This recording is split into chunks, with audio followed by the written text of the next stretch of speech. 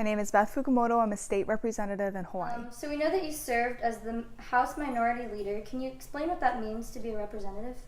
Sure. So as the House Minority Leader in Hawaii, the minority is the Republicans. So I was in charge of all the Republicans in the state house. So I had to make sure that people knew what they were voting for, why they were voting for that, and had to explain basically all the different bills to people. When you were younger, what did you want to be when you grew up? What did I want to be when I grew up?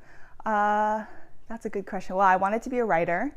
I think that's the one consistent thing that I've always wanted to be for a while.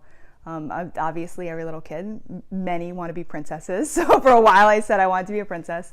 But I think the biggest thing for me was always that I wanted to write, that I wanted to be able to write. I loved fairy tales and stories, and I love the way that a story can convey something to people that you can't show otherwise. And so I wanted to be able to do that. I wanted to be able to teach people things through stories. Were your parents supportive about a career in politics? My parents were supportive about a career in politics. My mom, her father was a union leader in New York City, and she grew up in union halls and helping with elections. So she was very supportive. I think my parents, just because it was something that I believed in, they supported it. I was always really, really shy, so I think they were surprised.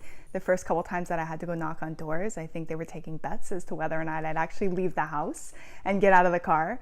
But they were so supportive. My dad campaigned with me every single day my first election. Can you talk about what it was like growing up in Hawaii? Sure. So growing up in Hawaii it's beautiful because it's a place that everybody wants to go, but you just happen to live there. I think you take it for granted when you live somewhere that is this big tourist destination and you never get to the beach, and you get tired of the sun, and it's all that stuff that, like, you don't even want to have to complain about that because people just think you're crazy. But I think I grew up always wanting to be somewhere else, feeling like I wanted to be in a bigger place. And now that I'm older and I'm able to go back to Hawaii and actually represent and try to change Hawaii and make it better into a place that other people can live and live well and not have to struggle to survive in. I look at it, I think, a lot more favorably than I did as a kid. And did you ever face any unique challenges growing up in Hawaii, and if so, what were they? Yeah, one thing for me, because I'm half Irish and half Japanese, so for me, I grew up in a place in Hawaii that the majority of people are full Asian. And so I always felt like the white kid that, like, didn't fit in. And so that felt unique. My mom was from New York, and I had this sort of culture that didn't always mesh well with everybody else's culture. And so that's difficult. I don't think that is the average American experience, to feel uncomfortable because you're part white. But that was something that I dealt with. Did you have any great mentors in the community? Every time I talk about mentors, I talk about my mom. My mom has been my best friend. She's still my best friend. She gets upset if I don't call her enough. But she really taught me, I think, how to care about your community. And in high school, what clubs and activities or sports did you participate in? In high school, I did a lot of theater. I tried to play sports, but I wasn't great at it. I played volleyball for a while until it became evident that I should do something else with my life. And so I did theater. I wrote plays for school, and then really enjoyed acting in them. Did any of these activities help you prepare for your future? Yes, I think a lot of the activities I did in high school helped me prepare for my future, in part because I did things like drama and speech and debate even, and that has definitely helped me in my career in politics. But more than that, I think any club or team, any group that you participated in high school, as long as you're learning lessons about teamwork, how to get along, how to deal with bullies, how to be nice to people even when you disagree. Those are all lessons that everybody should be able to take into their job. I've definitely been able to take those lessons from high school into politics, and I think people would do a lot better in politics if they would just take those lessons that they learned when they were kids and behave that way now. Were you a serious student? Was I a serious student? No, I don't think so. I think it's probably a surprise. I didn't really realize that I was smart until college. I think I never believed that I could be smart or go to a good school. And so for me, it was just I don't know, I was just going to go to the community college, and then I was going to go to our state school, and that was it. I wasn't sure what I was going to do with my life. So I think I didn't take school that seriously in high school. And looking back, I really, really wish I did, because I think if I had had that confidence in the classroom, I could have done all this other stuff, and I could have gone to maybe a better school. But I was a late bloomer, I guess, in academics. Did you experience any put-downs in high school? Yeah, I experience put-downs in high school? Yes. Anybody that says that they didn't experience put-downs in high school is probably lying to you, first of all. I think for me, it was, I always felt like I had weird hair. I mentioned that I'm half Irish and half Japanese, and that tends to create an interesting puffy hair in humid environments, and it doesn't look like anybody else's, so I got made fun of for my hair a lot. Got told to brush my hair all the time. Stuff like that. I think every kid goes through different, you have something about your body that you know other people have made fun of, and it's not right, but it happens. And my hair. What made you go into politics? What made me go into politics? So I was, like I said, I wanted to be a writer, and so I was in English literature. I was planning to go on to more school, and then the recession hit. So I decided, I was at Georgetown at the time, and I was looking at PhD programs, and I had decided maybe I should wait and go back home, live with my parents till the recession was done, just find a job. So the only place hiring was the legislature. Started working at the legislature, started working with the Republicans, and it felt like we needed more voices. When I was working at the legislature, there were a lot of men, there were a lot of older men, and there were a lot of Democrats. And I just felt like the state was served by more diversity. And so by running for office, I'd be putting in a new voice. And I felt like my generation needed more voices. Did you ever feel like other people stood in your way of success in high school or had limiting views of your potential? Did I think that other people stood in my way in high school? I think I stood in my way more than anybody else. You deal with people putting you down, and people that maybe seem better than you. I think for me, a lot of times it was just that I didn't feel confident enough to do things that I really wanted to do. I didn't feel confident enough to try out for the lead in the play or whatever it was. And I think that was more about me looking at other people and thinking they're better than me or I'm not good enough, and not so much about other people holding me back. I was holding myself back. What obstacles stood in your way while pursuing your career as a politician? I think the biggest obstacle in my career is that, as I mentioned, I'm pretty shy. I was a really shy kid. And so the only time that I ever felt like confident or able to talk was like on a stage. And so talking one-on-one to people was not a natural thing. So I think that was one of the hardest obstacles that I had to overcome, is to learn to sort of promote myself in a way that I never had before, to knock on people's doors even in the middle of the day and try to talk to them about things just wasn't natural for me. So that was a big thing to overcome. Even today, having to do networking events, I just came from a big conference in Boston with 6,000 plus people. I still get nervous in big groups of people, but you learn to overcome them. Were there any particular aspects that were related to gender bias or race or age? So I think there are biases in all of those areas, gender, race, and age. Because I'm from Hawaii, I think I feel the racial bias a little bit differently than the rest of the country probably does. We're one of the only states that's made up of a majority of minorities. So I think that does change the impact of race. In terms of gender bias, one of the stories that I always tell is when I first ran for office, people said that I needed to cut my hair, and people said that I needed to wear fake glasses. Those were people, and they were very determined. People on a regular basis told me I would not win unless I cut my hair and wore fake glasses.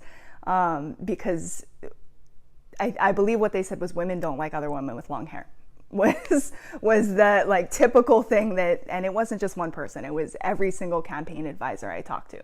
And I think that's specifically related to gender. I can't imagine somebody saying that to a man, that he needs to change the way he looks. Or at the very least, it's not the first thing you tell a man, but somehow that often tends to be the first thing that people tell women, is you have to change the way you look. That's got certainly something to do with gender, and it has something to do with age too. It is difficult when you're younger than everybody else. And when I was running for office, I was significantly younger than the rest of the legislature. Now, when I got elected with a number of people that were under 35. Most of us were under 30 when we got elected. So we changed what the legislature looked like. But at the time, it was tough because we were so young. Was it always easy to keep pursuing your passion for politics in a male-dominated profession? It's not always easy to pursue politics because it's so male-dominated. I think one of my experiences with the Republican Party, and part of the reason why I eventually left the party, was that there was this constant struggle to be a leader, because the men treated me differently, and often the women treated me differently because I was not a man. And I haven't felt that same thing in the Democratic Party. It certainly exists. I think there's a reason why we have not enough women running for office, because it's so male dominated, and even fundraising gets difficult for women, and rising up in leadership gets difficult. Was there someone specific that helped you or believed in you along the way? So my sister, I think, is the person that I feel like believed in me the most. Even now, she believes in me often more than I believe in myself. My sister was the first person I told I wanted to run for office. I just went home one day and I was living at home and she was living at home, and I just said to her, hey, you think there's a possibility that we could maybe run a campaign? Like, I think it's got something to do with knocking on doors and holding signs, and, you know, people tell me I might have to cut my hair. Like, we have to figure out what I wear. I have to look older. And she was so encouraging, and she said, absolutely, we can do it. And she just automatically assumed it was going to be a we the whole way. And it still is. She still helps me on every campaign. And she's really good because I'm often too nice, and that's often my problem. And she is not too nice. She's very good at bossing people around. What was your first big break in moving up in politics?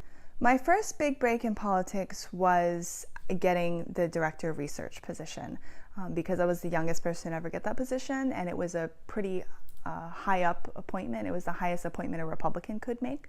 It was definitely the moment where I felt like maybe I could gain some traction and maybe I could run for office someday. What accelerated you to the next level once you got your big break? So I think for me, once I got my big break, what accelerated me to the next level was losing my election the first time and having to go back and run again. And so when I talk about going home and telling my sister, hey, let's run for office, and we didn't really know what we were doing, and we didn't know what we were doing, and it was a hard race, and we got close, but we still lost. And when you put yourself out there like that, and at the age of 26, I had no preparation for how public that would be and how hard it would be to get up the next day when you know that all your friends and family donated all this time and all this money to try to help you achieve your dream, and then you lost. And having to come back and do that again, and making that choice to get back in it and to get back up and try again, I think that's what accelerated me to the next level. Are there any quote unquote glass ceilings that you broke during your career in politics? Are there any glass ceilings that I broke? I think nothing specifically for women. I think when I hear glass ceiling, I always think of things that are stopping women. I'm not sure that I broke anything that somebody else hadn't broken before me. In terms of being the youngest, I had a lot of opportunities to be the youngest person to do something. So I was the youngest director of research. I was the youngest minority leader. I was the youngest female to hold any leadership position in the United States. So when I was the minority leader, I was the youngest nationwide, not just in Hawaii. What would you tell your 16-year-old self if she was standing right in front of you now? So what would I tell my 16-year-old self if she was standing in front of me? I would tell her that it's going to be okay, that you feel awkward and uncomfortable, but everybody else feels awkward and uncomfortable, and that if you can figure out how that makes you uniquely you. And if I could tell her, hey, like all the weird things about you that you feel uncomfortable with and everything that you think, I wish I was somebody else, or I wish I looked like her, all of those things are things that you can turn into something that only you can do someday. And I think the position that I have and the things that I've been able to do, I feel like are things that I uniquely had the opportunity to do. If I could talk to 16-year-old Beth, I would tell her all those weird things about you that you don't like are things that someday are going to be able to be packaged into something, so you can make a difference in the world in a way that nobody else can. So stop hating all those things. Can you tell us how you got to be the youngest person to serve as the House Minority Floor Leader? Yeah, so I got to be the youngest person to serve as the minority leader basically by getting elected by my peers. When I first got elected, I had been working in the legislature for a while. Before that, I had worked for almost every single person that was in the Republican caucus at the time, and they knew that I could do the job, and they elected me to take that position. What does it mean to be the Director of Research for the House Minority? Okay, so what it means to be the Director of Research as a House Minority.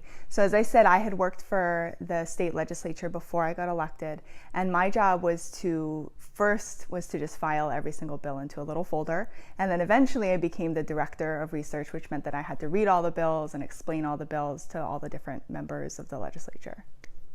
Yeah, there's been a lot of opportunities that I've had since I've gotten elected that allow me to work across the aisle. Basically, when I was a Republican, that meant working with Democrats. Now that I'm a Democrat, it means working with Republicans. And there were a lot of opportunities for me to work with other legislators across the country who feel the same way. I think one of the things that we're all really concerned about in America is that people can't seem to get along in government. And part of the problem and part of the reason why we can't get anything done is because people get so stuck in their ideology or their political party that they can't work together. And I think one of the big things that millennials feel is that labels shouldn't matter as much.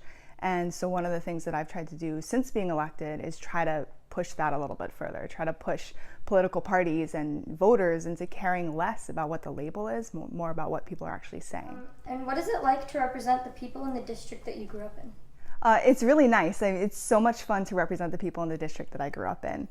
Part of it is that I got to see the city grow from, before we had even a Walmart in the district. Now we have a Walmart, we have twice as many houses as we had when I was a kid. So I got to see it grow, and I think I grew up with the district and was able to feel its needs. And in a lot of ways, I think it's great to be able to represent somewhere that you grew up in, because it's a part of you and you sort of know what it needs innately, because it's the same thing you need, it's the same thing your family needs. Is it difficult to vote on things that I don't believe in, or that I don't agree with my constituents on? I think yes, it is, and I've had trouble finding what the line is.